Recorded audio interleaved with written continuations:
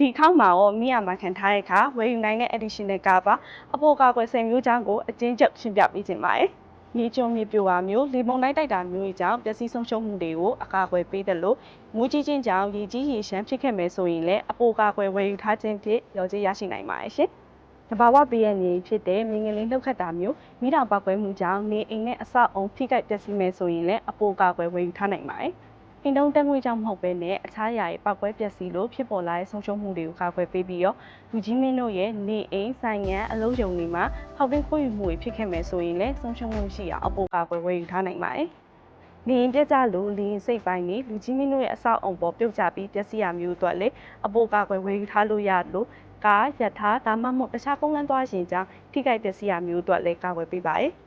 ဒါအပြင်အပူချိန်လိုခဲ့ရကြောင်းပဲဖြစ်ဖြစ်ဓာတုပြောင်းလဲမှုကြောင့်အလိုရောက်မီးဆွဲလောင်တာတွေကိုအပေါ်ကာကွယ်ဝယ်ယူထားလို့ရပြီးတော့အထီးကျုံကြောင့်ထိခိုက်ပျက်စီးရမျိုးအတွက်လည်းအပေါ်ကာကွယ်ဝယ်ယူထားရှိနိုင်ပါတယ်ရှင်။ဒီအချက်တွေကိုသိရှိနားလည်ပြီးဆိုရင်တော့မိရမှာခံထားတဲ့အခါလူကြီးမင်းတို့အတွက်လိုအပ်တဲ့အပေါ်ကာကွယ် additional cover တွေကိုစိတ်ချလက်ချရွေးချယ်ဝယ်ယူနိုင်မှာပဲဖြစ်ပါတယ်။